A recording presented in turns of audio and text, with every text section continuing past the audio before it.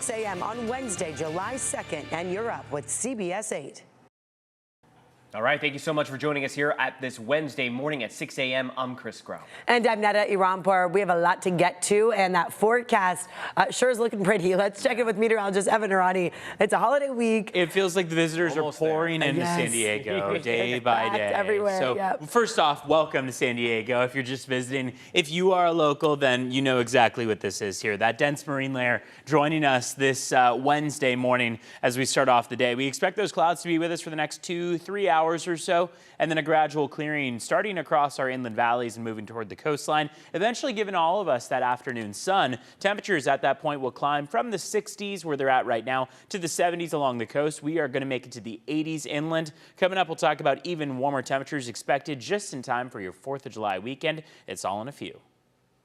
All right, Evan, thank you for that. And now we begin this morning with an update on the District 1 special election for the County Board of Supervisors. Imperial Beach Mayor Paloma Aguirre has a sizable lead over Chula Vista Mayor John McCann.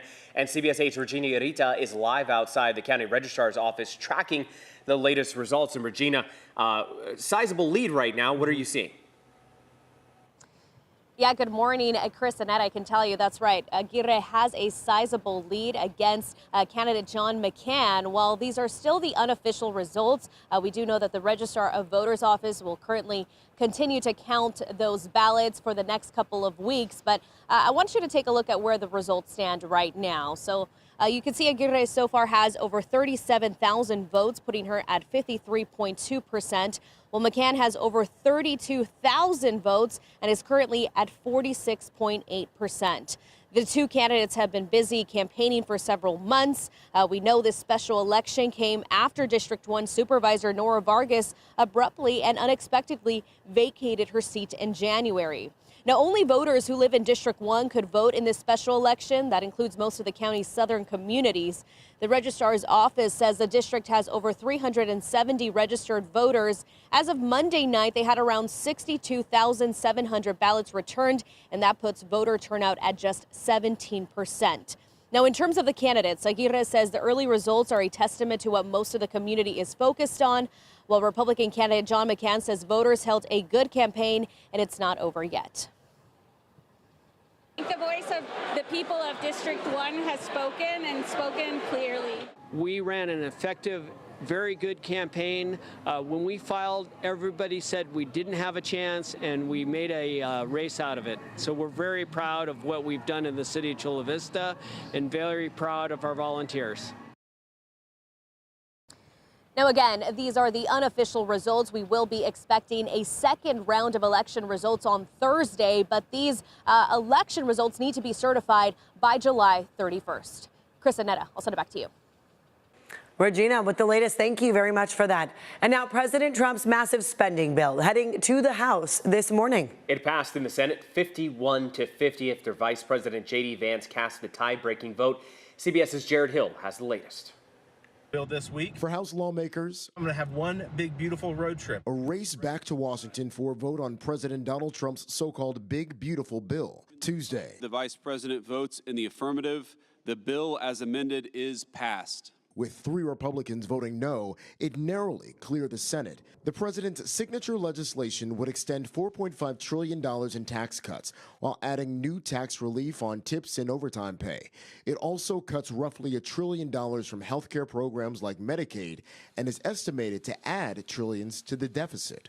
Early this morning, the House Rules Committee adjourned after a marathon debate. This bill gets Americans back to winning again. If this ugly bill passes, it's going to get a lot uglier when people realize what's in it. House Republicans also slamming Senate changes. I'm against this because what the Senate did, I'll vote against it here, and I'll vote against it on the floor until we get it right. On Fox News, House Speaker Mike Johnson acknowledged a bumpy road ahead. Getting it done by July 4th will be purely poetic and perfect for all of us. President Trump yesterday showed optimism. We had a big day today.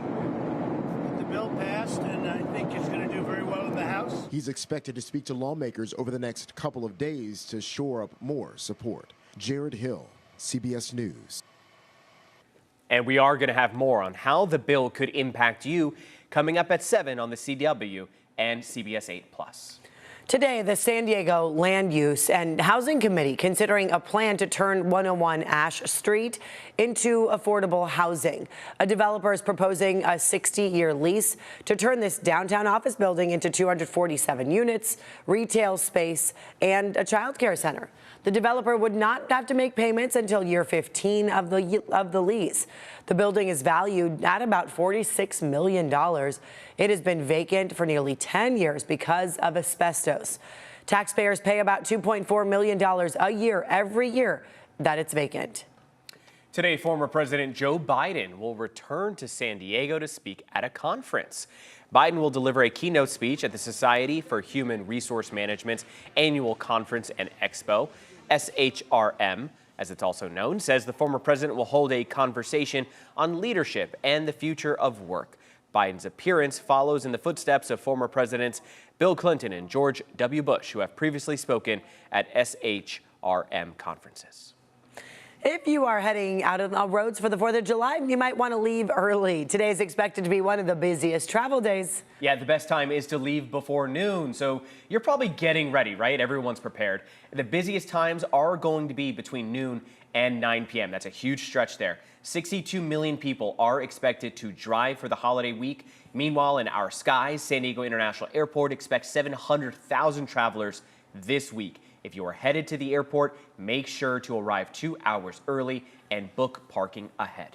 And we've been telling you for a while that gas prices would be going up. So yesterday, the state's gas tax increased almost 2 cents a gallon, and a new low carbon fuel standard took effect. We did visit several stations on Monday, then went back yesterday, found no change in their prices. In fact, according to AAA, the average price of a gallon of regular gas in California stands at $4.57. Monday, it was $4.59. Still, some state lawmakers warned that prices will go up soon because of those policies, as well as tensions in the Middle East and the closure of 2 refineries in California. In San Diego, the current average price is $4.63. San Diego Honda dealers want to thank veterans, active and retired military, and Honda drivers with free gas for the 4th of July. This morning, workers will pump free gas for the first 100 drivers in Lemon Grove. Eligible drivers can get their free gas today at Food for Less Fuel Center, the one on Broadway. Just go there from 10 a.m. to noon. I would think just get there as early as you can before 10 because there might be quite a line. And we are always working for you to help you find the cheapest gas. Just text the word gas to 858-571-8888, and we will send you a link to find some of the stations with the lowest prices in the county. Gosh, I sound like such a dad right now, but Costco, the $65 membership is usually worth however much times you're going to visit that gas. Yeah, it's just sometimes there is a line there too, so Right. you have to factor in your time. Yes. But I agree, the price that they usually post is cheaper. So. I know, we just Gulliver had just a flew by. seagull. It's Say hello. you know who doesn't have to worry about gas prices? Gulliver. You know what fuels his flight? Our birds. Happiness. Oh, I was gonna say like my empty Cheeto bag. French fries. That's sitting. French fries, exactly. Take a look at what we've got going on outside. If you're enjoying our San Diego beaches, you'll be under cloud cover for the next couple hours, and then we'll see that transition away from the clouds as they pull back from east to west. That means that the coastline will be last in line to see the sun, but what we'll likely transition to is just partly cloudy skies, a weakening of that layer of clouds, and then temperatures climbing to the mid-70s by the afternoon. We don't have any rain in the forecast in the next 6 to 10 days. Climate Prediction Center has typically given us dry skies. I mean, that's been the case for almost the entirety of the last 2 months, but through July 11th now, it looks like the West Coast is expected to stay dry as well. Out the door right now, 62 degrees in Oceanside, Carlsbad, and Encinitas. 61 in Mira Mesa, 59 in La Mesa, and 58 in Julian. Alpine right now at 57 degrees. It's been that way for the last about 10 hours or so, where you can see how as we made our way from 7 p.m. into 8 p.m., those temperatures slid from the mid-60s down to about 64 degrees. Afternoon highs yesterday in downtown San Diego made it to 71, but we now haven't seen much change thanks to that cloud cover. And we probably won't see much change for about another hour or two, at least along the coastline where those clouds remain. Inland Valley 5-day forecast shows that today and tomorrow temperatures are near normal. We're on the slightly cooler side of average, but within normal by about 1 to 2 degrees. And then a nice climb through your 4th of July weekend into the warmer than average range and toward a lot more sunshine. Let's check in on how your drive times are faring. To start off your Wednesday morning, we want to take you to one crash that just popped up, and then we'll take you to another. First one to mention is up in the Solana Beach area. It's on the 5 northbound at Lomas Santa Fe Drive. Not causing backups right now, but it does seem like CHP is on scene, hoping to clear it before that morning commute picks up. Taking you down to the Coronado Bridge, we've got a crash that is around the toll plaza there. You can see how there are some delays getting into Coronado, not many delays across the bridge itself, which leads us to believe that CHP may have been able to push this over to the shoulder as opposed to having it block any major lanes there. As far as border wait times go to kick off your Wednesday, we're seeing right now a 90-minute wait at the San Ysidro Port of Entry, an hour and a half. It'll take you the same amount of time to get across the Otay Mesa Port of Entry, 90 minutes in total.